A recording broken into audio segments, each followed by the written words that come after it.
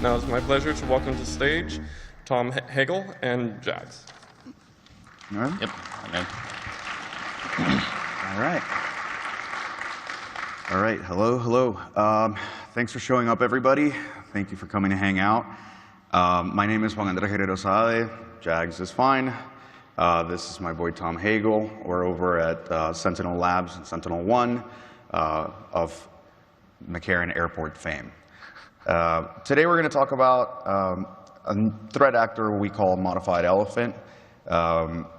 It's actually a pretty somber story in a lot of ways.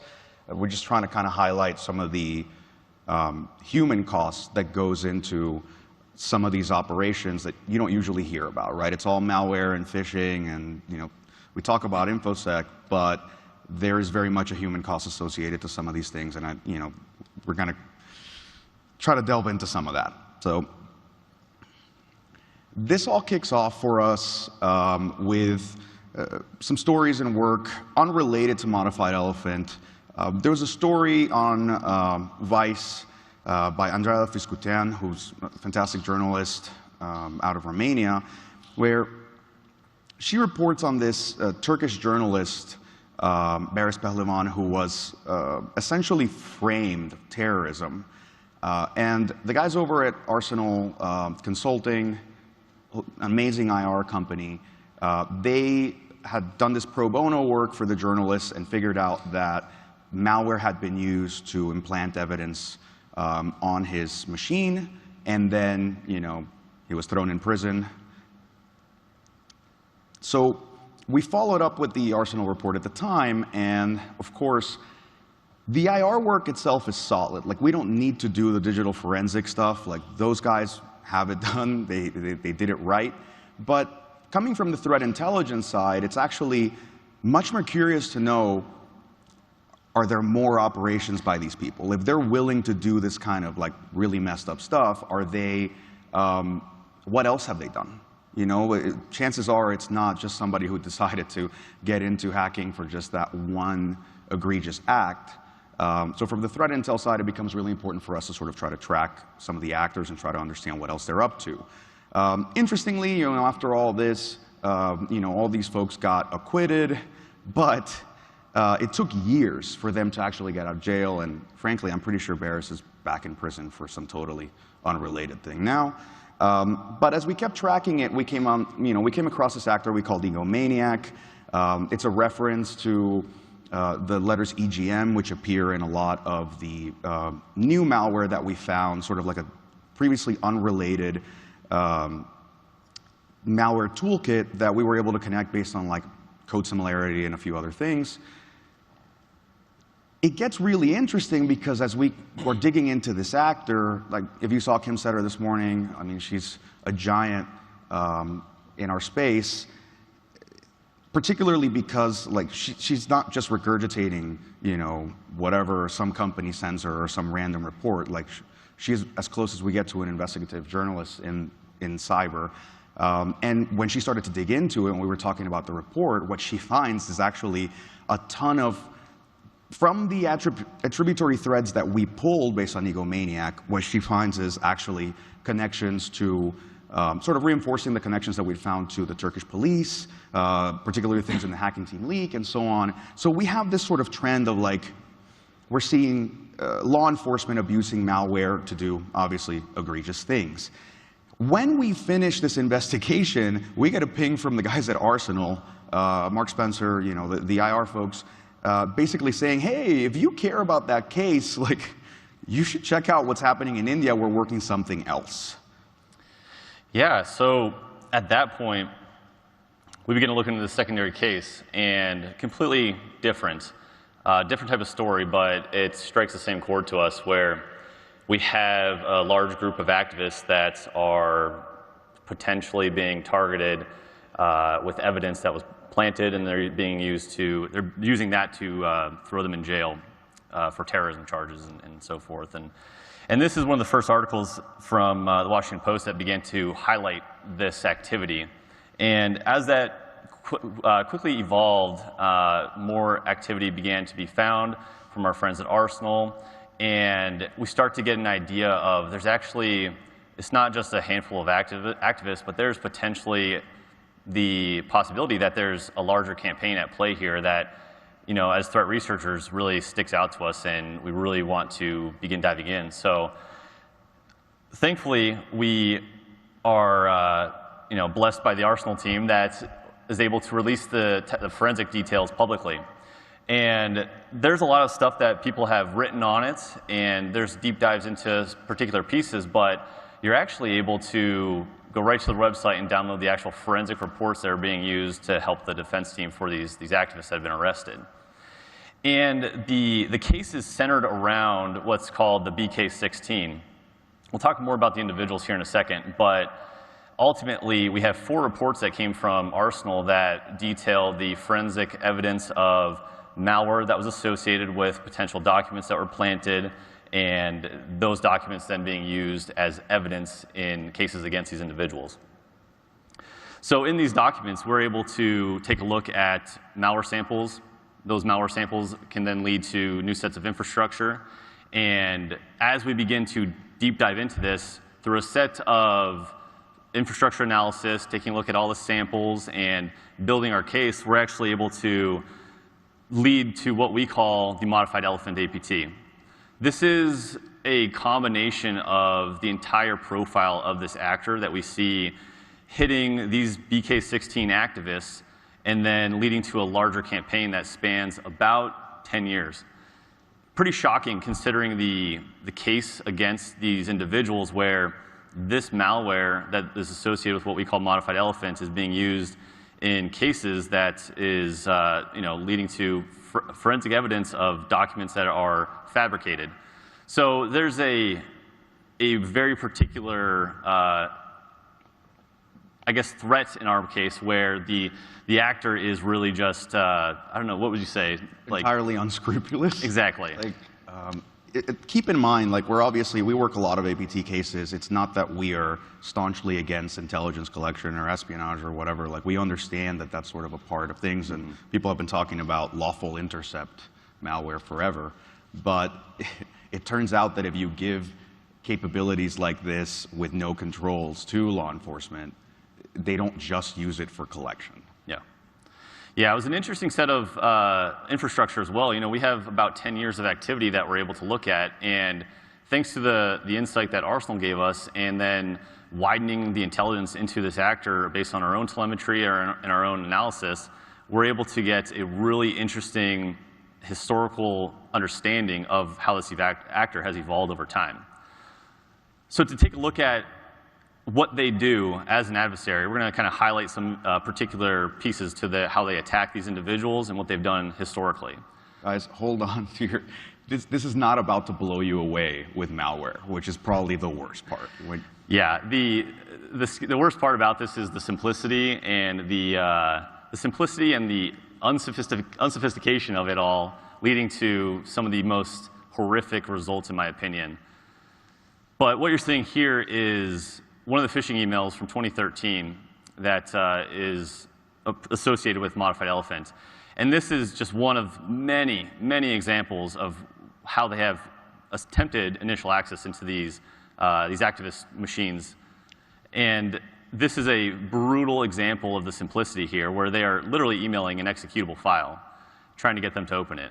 They've evolved over time, and this is a timeline of what we've seen them do over the last decade, evolving particularly their phishing techniques. So we'll talk about other techniques, but looking at phishing alone, you know, early days, they were doing just what I just showed you, emailing straight up executables, emailing executables with .doc.exe, and then eventually getting to exploit documents, malicious documents that are a bit more fabricated and are going to compromise a vulnerability on the machine to ultimately lead to infecting it. They go through a couple different iterations of what they do overall, but nothing shocking, I would say. That's the worst part.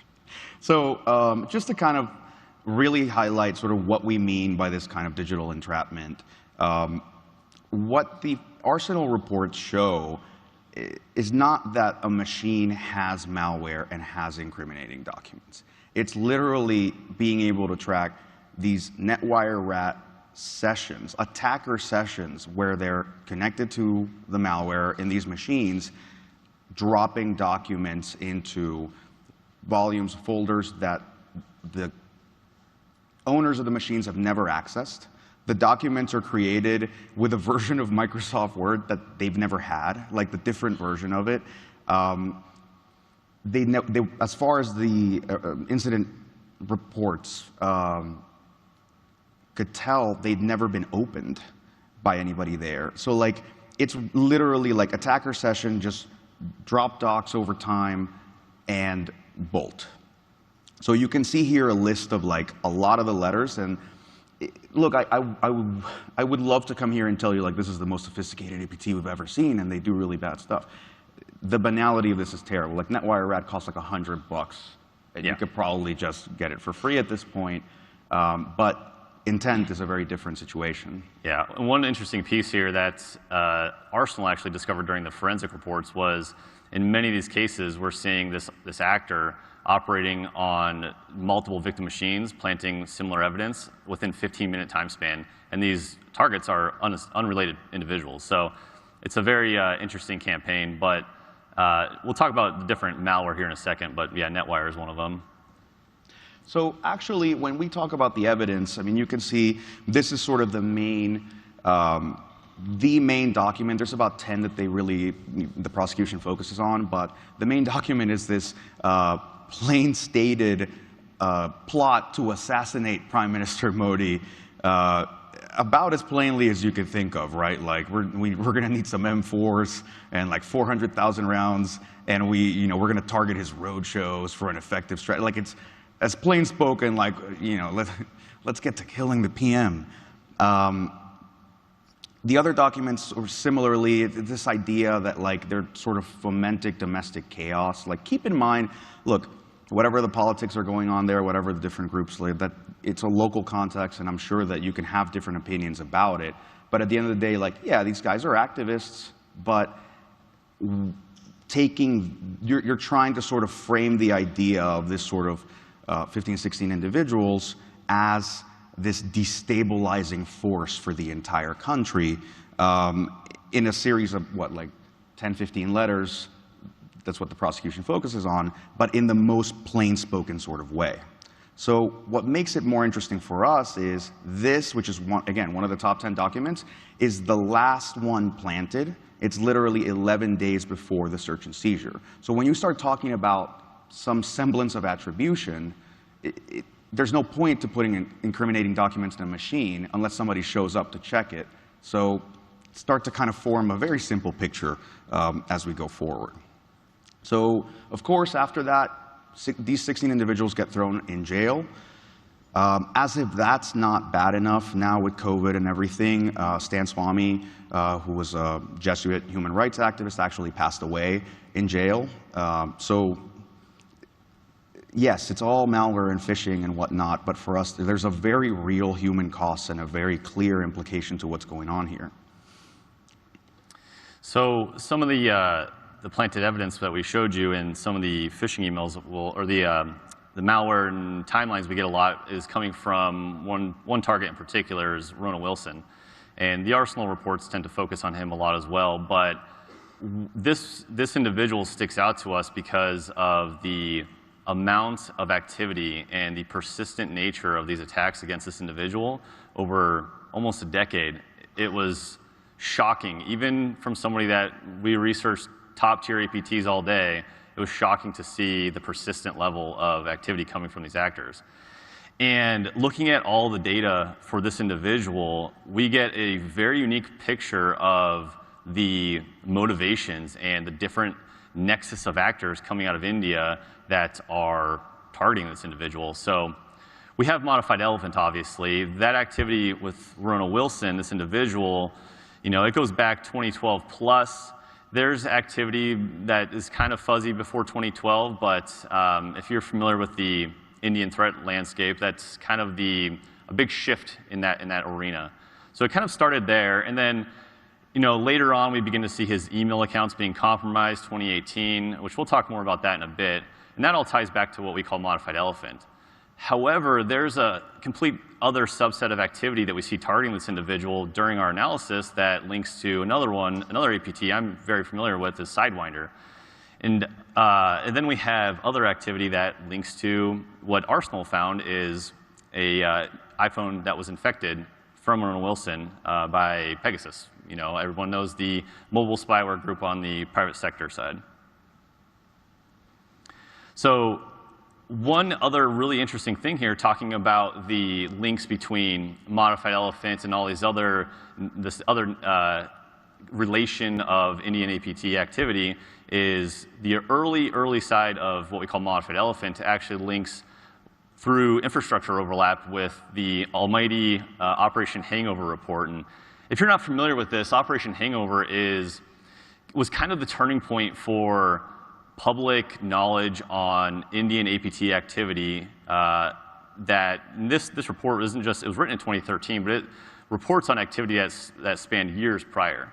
And it was a big shift because this actually highlighted the relations between Indian APT activity and what we know as potential contractors. One in particular that a lot of this activity stems from going into the future is the APT security group out of India.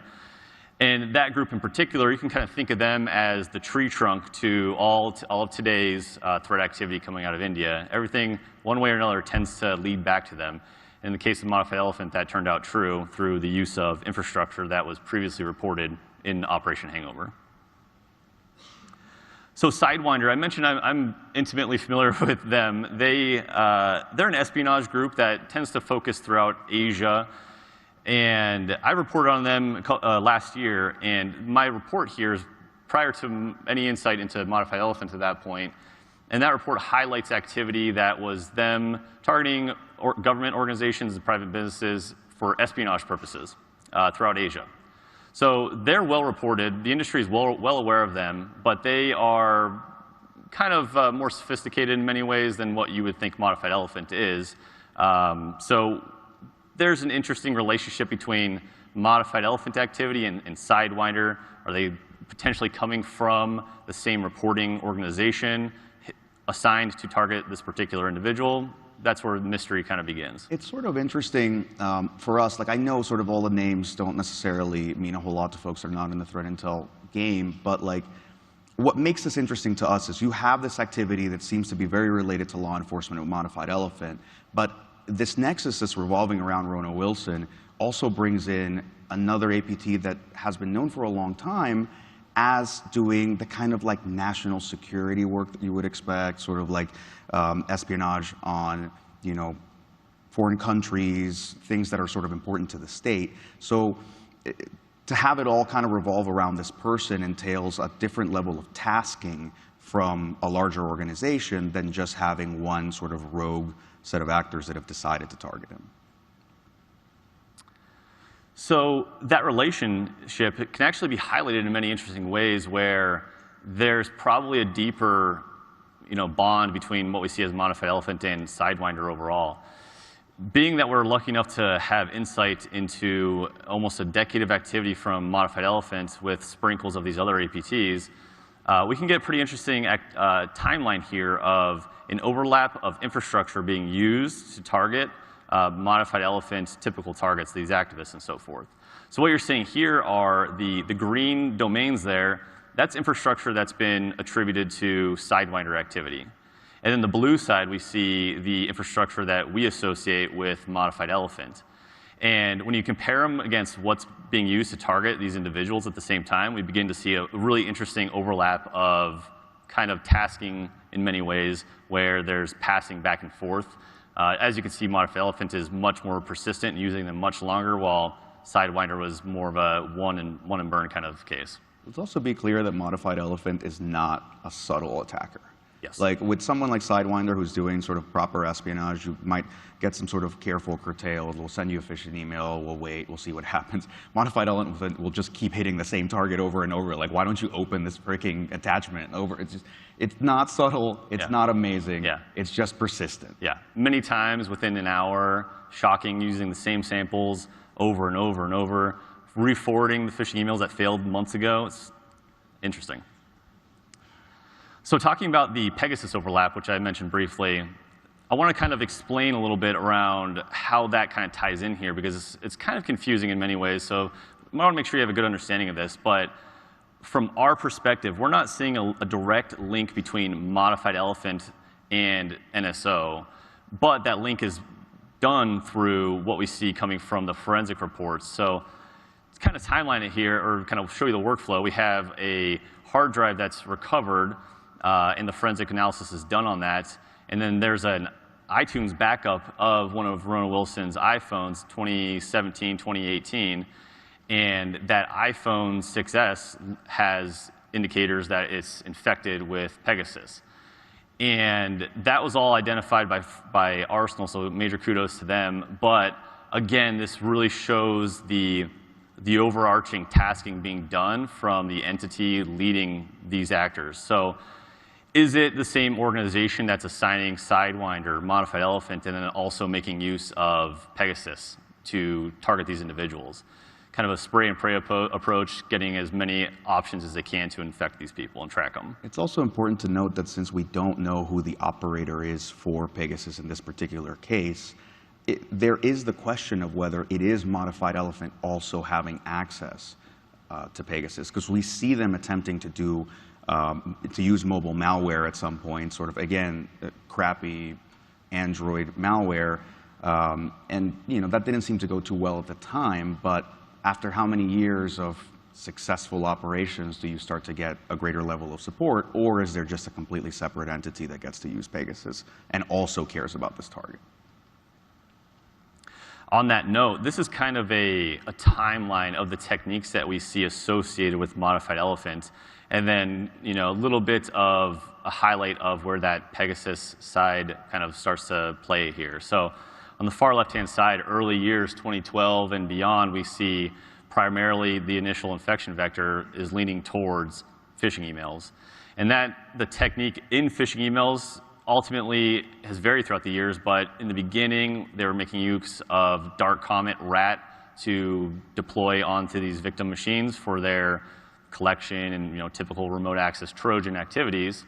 And then they ultimately ended up relying on NetWire almost completely from a couple years afterwards. But there were a few cases in there where we saw interesting attempts at trying to deliver probably the most, what would you say, the most poorly done keylogger in all of history. It was like a Visual Basic garbage keylogger. Yeah. And like, when I say garbage, it's not just the VB aspect of it, but it also it's using email addresses to exfiltrate the data. Like they're sort of emailing it to these accounts, which ends up being kind of the crux of some interesting attribution details that we're sort of going to go into in a little bit. Yeah, those emails that were being used in the keyloggers were actually an interesting pivot point for us on collecting and clustering the entire ModifiedElephant threat actor, because those emails were used across many samples and, again, the attribution side as well. The interesting part is later on in their lifespan, going into today, we obviously see the mobile side with the Pegasus, and that's where we think they are tending to lean nowadays, but understanding of that is a little bit more fuzzy as we go into modern days of who they're potentially targeting.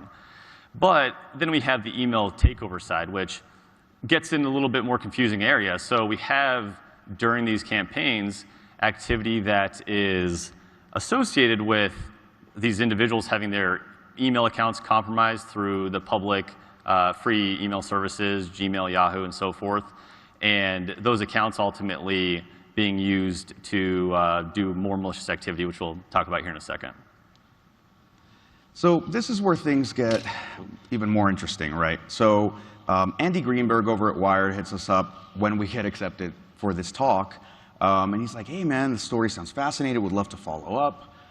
We started talking, we sort of started going through some of what we had found, and some of what we had found that we couldn't necessarily talk about in the report because there's a fair amount of data sharing that happens in the industry as we try to go after bad guys, and you have to respect TLP, you have to respect where data is coming from, and so on. And we were under certain restrictions of what we could and couldn't publish, but there was a sort of interesting set of data there. It wasn't ours, but it came from a source that will remain nameless because of their own request, but someone incredibly brave, incredibly brilliant, who was willing to go the extra mile just to do what they considered to be the right thing. This person actually spoke directly with Andy. It turns out, this is not like a whistleblower situation. It turns out that if you do appeal to lawyers that have a conscience at a service provider, they're not all soulless, and you do get some folks who are concerned about human rights, are concerned about sort of doing the right thing, and they were actually, the way that our friend put it is that they're tired of, watching shit burn. And that's a situation that we tend to be in a lot in threat intelligence, where terrible things are happening, and you just kind of watch it go down because you don't have access to doing more. So in this particular case, the company was willing to provide the data. And it makes for a much more interesting story. Yeah, so to understand a little bit, the Wired article goes into great detail here, and this is to try and summarize kind of how this link is done. And what you'll find in that Wired article is linking ModifiedElephant ultimately to a particular police or Pune of India police individual. And the process of how we got that data, obviously, is we want to keep it, or who we got that from is a little bit more sensitive. However, that data can then be used and verified to make this link. And so this is a kind of a summary of how Wired and Andy was able to use other individuals. In particular, we have John Scott Railton from Amnesty International and Zishan. Citizen Lab. Sorry, John Citizen Scott, Lab. JSR from Citizen Lab, and Seshan Assis Yes. from NISOS, just to kind of look, attribution is complicated, attribution is hard, I've written on it before, I'm not sort of sidestepping that, but in the process of Andy doing his homework, they handed the indicators alone with no context to two different researchers at totally different companies without telling them what this is about, and said, hey, who can you link this with, how has this been used, can you sort of verify? And this is what they came up with, it's not sort of what we alone were pushing. Yeah. So focusing on the victims first, to kind of summarize this, what we have is during these email account compromises, we have a couple interesting things happening. First is when ModifiedElephant compromises these email accounts, we see a recovery email address being added to those accounts. And then we also begin to see a particular phone number being added to these accounts as well. Ultimately, this kind of, I would say, signals our expectation of ModifiedElephant historically, and the lack of operational security, the lack of Savviness? Exactly. Yeah, it was a pretty egregious sort of mistake in a variety of ways. Yeah. But presumably, they wanted to make sure that they could just get access again if they ever lost it. Maintain access. So in this case, we have 3 accounts that are compromised, and then that ultimately leads to those accounts being accessed through the same infrastructure that we're seeing ModifiedElephant associated with through their attacks and their long-term C2 setup and so forth. And then those accounts that are already compromised are then later being used to phish other individuals that are of targets to ModifiedElephant as well. And a fascinating approach to an attack technique is pretending to be these other individuals that may have more trust or may have some relevance to additional targets. And that ultimately leads to additional targeting throughout this set of the BK16 activists in India that we referenced at the beginning. So we have the victims that are all compromised at this point, but what about the attacker? How does ModifiedElephant link to the Pune police of India? So we have the email address, and thanks to those 2 individuals from the Wired article, we have the email address that was associated with through leaked databases. In particular, we have the Truecaller database, the app that's used to identify individuals that you can install on your phone. The India version of that was leaked a while back. That particular email address is associated with the same individual that his name is actually used in that email address. So we have some more confidence there that it is actually his. And then we have that phone number also linking to archived websites, actual police websites that reference this is the individual and this is his personal email or his email address on an official government website. So the case was pretty solid at that point, and that alone was shocking. However, JSR from Citizen Lab took it a step further. John Scott Railton, in his his simple genius, decided to just put the phone number in WhatsApp. And it turns out that up to the time of our investigation, this same person is still using the same phone number with his, his picture, his name, everything sort of put in there. Yeah. Pretty shocking, to say the least. So the part where this kind of gets more concerning is fine. We can, we can say this is like this idiotic, not very good, but very malicious threat actors out there. But like, hey, if you don't go clicking on phishing emails, maybe you're not so bad. But in reality, what we're seeing is an evolution of their tactics in a way that's very concerning, because you already have sort of this NSO Pegasus tie-in, which we all know the visibility into what's happening with Pegasus is horrible. Like, take it up with Apple, but it's absolutely ridiculous that like all we get is just whack-a-mole with exploits, and there's no visibility into what's happening with the actual malware. Nobody knows if any of our phones are infected. I don't know what to tell you. Like, we can all sit and stare at this thing, and I don't know what we're going to do about it. Reboot it. Yeah, just reboot it. And then at the same time, what we also get as we talk to some of these service providers is an understanding that it's not that they've stopped phishing, it's that they're now hijacking sessions and doing things directly on cloud accounts for these folks and a much wider set of folks. And that's part of the biggest concern for us. Like, look, Arsenal did a fantastic job, pro bono. Those guys are amazing, and we hope that it continues to help the defense team. But these actors have been around for 10 years. What else have they done? What other people have ended up in prison over like digital evidence that nobody knew had just been placed on their machines? So the idea that it's just this one case, it only begins to scratch the surface. There are more victims. There are more people being targeted. There are more people being surveilled. And there's a lot of suspicious stuff happening around several cases, not just VK16. So our biggest concern now is, yes, it was easier to track them earlier on. What do you do when they're just operating in the cloud? Like, a lot of these things start to put the onus on the service providers.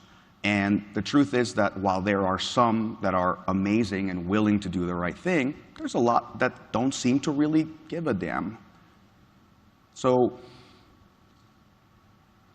as a part of that, there's actually a lot of missing forensic artifacts. If you go pay attention to the Arsenal reporting, they're working on the official forensic images that are being used in court that law enforcement provided. They've only provided them for a small subset of the folks that are in jail, and there's still a lot missing. God knows what else you would find in some of these things, but at this time, they haven't been provided so far. We hope that the legal defense team gets their hands on these things, and we can continue to sort of bolster our understanding. But if we start to zoom out a little bit, I think what we want to discuss is it's not just this very particular case in India with these very particular folks and this very particular threat actor, but rather the issues that come when it comes to digital evidence. This is something that nobody really wants to talk about, right? Like, it's hard enough to get the right evidence and make a case and take someone to court and then hope that you can prosecute them, assuming that they've done something wrong. But keep in mind that in the last two cases, the only thing that helps these folks is a company out of Boston with a very good heart willing to do pro bono work for them. There is no aspect of these different court systems wherein introducing digital evidence entails some kind of independent verification and actually having to go through and supervise the integrity of devices. That's the other part that I really want to emphasize when we have conversations about lawful intercept malware. What does it mean to find evidence, to present evidence, to have forensic chain of custody when a device has been compromised? And you know it's been compromised because you compromised it. So there are some questions there where, look, maybe we're in Western countries and we have we're a little more comfortable with our court systems and our government, depending on how you want to take that. But this is an issue worldwide. And as you can see, even when it's forensically proven, that doesn't mean that you get to go home. Talking about the digital evidence part, and again, sort of in a broader perspective, look at the situation like what happened in Turkey more recently. There's been all these Ergenekon trials. It's a really complicated story about sort of internal Turkish politics. But one part of it centers around a messaging app called Bylock. And what makes the case sort of interesting is they cracked down on this smartphone messaging app, saying that like it's being used to plan a coup and that it's like for people who are against the government or whatever. So they cracked down on the app and then use the fact that like if you have this app, then you're plotting against the government and you're going to jail, and they throw, I think, several thousand people in prison. Where it all goes wrong is it turns out that they base that on like, has your phone ever contacted these IPs? And the IPs are not necessarily that specific, and more importantly, there's like certain ads that would have meant that your phone, totally unsuspecting, had touched those IPs at some point. So eventually, you get a bunch of people acquitted, but like, it's absolutely ridiculous that this is an evidentiary standard anywhere that your phone ever touched an IP, period. Like, it's ridiculous. But some of these are really patently bad cases. What is flying sort of below the threshold of what calls these things into question? The real point here is like this isn't sort of this freewheeling, like hippie-fied idea of like no one should use malware, no government should hack anyone. But actually, we want to draw a distinction between what does it mean for you to use malware for intelligence collection in the context of intelligence organizations versus doing it for law enforcement. And I think that's a very important question for us to figure out, because the two are not the same. They don't have the same evidentiary standards. They don't have the same metrics for success. It's why talking to, I don't know, FBI and NSA are very different experiences, right? So one of them is trying to understand things. The other one has to bolster DOJ in making cases. Very different motivations. So what we want to start to do is at least push this notion of like, what is the standard for lawful intercept malware when it's being done for law enforcement? And why should that have, I don't know, upload capabilities? Who oversees the use of these things by police as opposed to intelligence agencies? And why isn't there more oversight? I mean, technically, if it's for law enforcement, it isn't necessarily quite under the same standards of secrecy as the intelligence community. I know that that's an oversimplification in some cases, but at the end of the day, the thing to highlight, and it's something that touches close to home, is that the real issue here is not malware. It's actually the importance of social institutions. You're talking about activists being targeted, but more importantly, the media is largely terrified to touch this topic because journalists have been getting thrown in prison as well. The judges keep passing up the case because they don't want to be the ones ruling on it. So if the courts are not going to be able to uphold any kind of standard, and the journalists are not going to be able to uphold any kind of standard, it does not matter that it has been forensically proven and put in plain sight and verified by multiple companies that these people did nothing more than just cross the wrong folks. So with that, I think we might have actually kept a minute if people want to ask questions. But absolutely, I can't thank our source enough. I can't thank Arsenal Consulting enough. These people are doing God's work. I know before the question even comes up, a lot of people keep asking us who this cop is. We're not just trying to be spicy and withholding that. We think it's really important that the legal defense team gets to get that data directly from the service providers and use it in court to try to help these individuals rather than us have a particularly spicier talk. Yeah. So with that, thank you so much. Thank you for coming. And